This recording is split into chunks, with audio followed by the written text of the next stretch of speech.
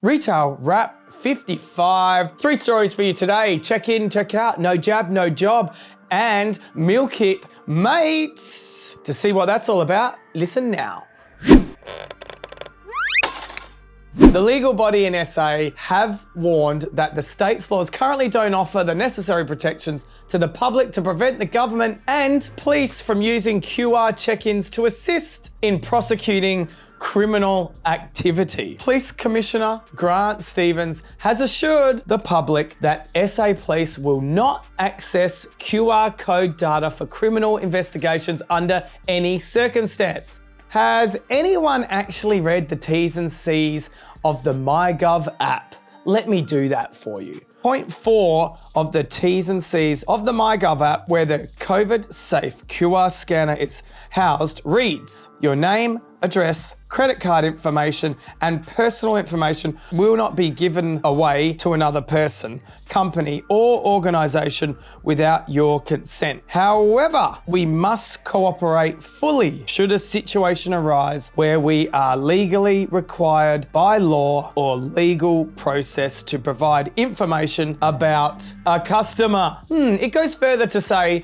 the information is used solely by SA Health for contact tracing purposes. The information will be destroyed within 28 days unless required for contact tracing during that period. In Western Australia, the state government have admitted that the WA police have accessed the check-ins data 3 times during criminal investigations for assault, a stabbing, a murder investigation, and a potential quarantine breach, despite the WA Health Department public messaging that data was only to be used for the purpose of contact tracing. The WA government introduced legislation in June 2021 to keep the QR check-in information away from law enforcement. So that actually means that the West Australian government have legislated this. It's far better than the T's and C's that can be subject to change without notice. I agree with SA barrister Raphael Piccolo, who has called for the same to happen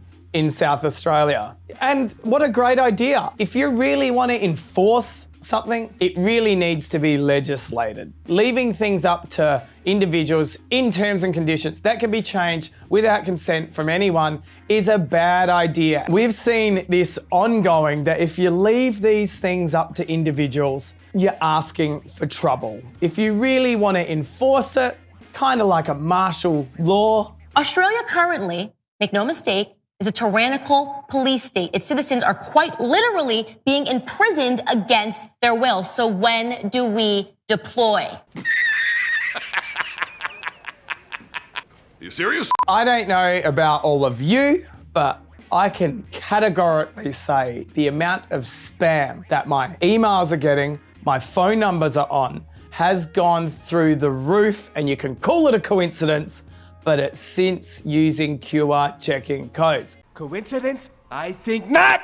I remember when I was in Queensland, I went to check into a restaurant in the early days of COVID, and it was a third-party app that was trying to sell me something.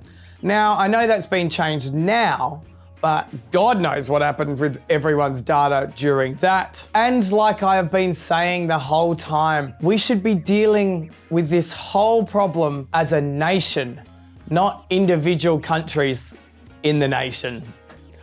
And if you disagree with me, leave your comments below.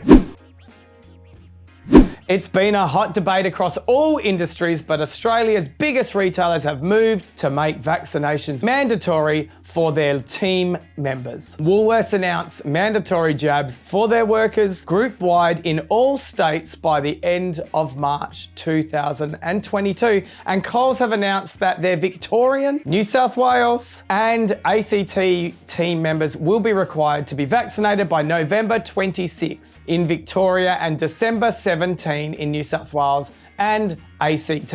Coles intends to keep this policy ongoing. It's important to note that these retailers are following individual state government mandates that have been issued. Now, WA supermarket workers are required to be fully vaccinated by January 31. NT by December 24th, Victoria by November 26th, New South Wales by November 1st. And there is a grey area here, as it looks like the mandate is only for general retail, but supermarket is deemed critical, so unvaccinated can be on premise. As you can see, some confusion creeping in. More and more companies are introducing policies for mandatory vaccines for their employees, which can range from only allowing vaccinated employees to enter business facilities to no jab, no job policies. At Drake's, as an essential service, we continue to abide by the state government health department direction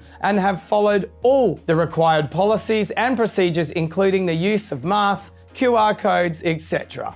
Although we encourage our staff to be vaccinated, we accept that we live in a free, democratic country and we all have a right of choice. Should government impose a mandated COVID-19 vaccination direction for the supermarket retail industry, we would certainly abide by this regulation. As always, we are committed to providing a safe and enjoyable environment for both our customers and staff. Like I've said from the whole time, I strongly encourage our team to be vaccinated, but if they do not want to be vaccinated, that is totally up to them.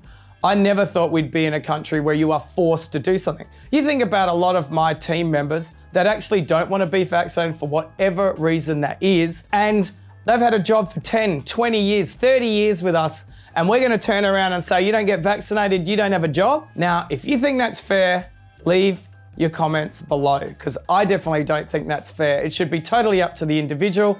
And moving forward, if you want to mandate this sort of behavior, then maybe as a person that comes to your business to get a job, they understand that's where you stand. Despite taking a hit after Woolworths sold its $54 million stake, Marley Spoon has announced that it will be introducing subscription-based meal services for your best fur mate. Bezies, not besties, allows personalised food plans for your dog, with each box customized to suit your dog's breed, age, weight, and of course, activity levels. If only humans looked at it more. It's a smart move by the meal kit company in trying to tackle Australia's $2.9 billion pet food industry, with 40% of Australian households owning a dog, myself included. Like this little mutt. What's wrong with the dog?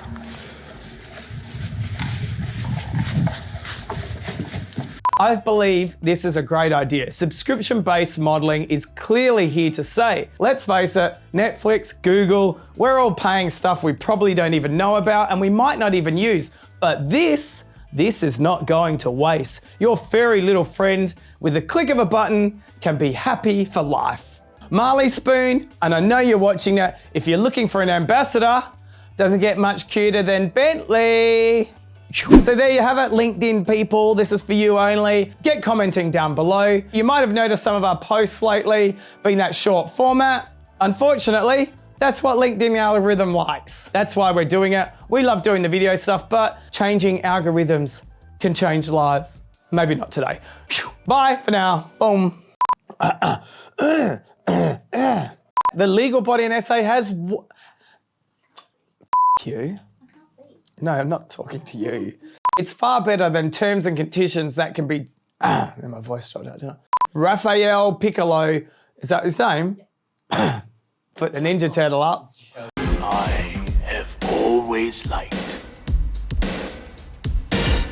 Kawabunga. Ninja Turtles and coffee in the same name. Well, this guy's a legend. Put the turtle in a cup.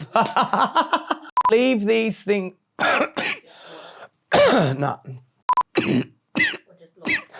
Kind of like martial law.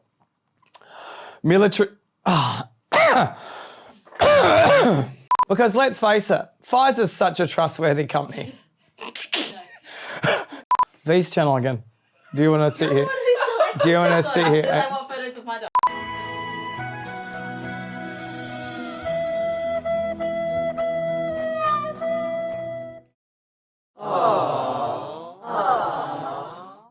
Bro! Okay. It's a smart...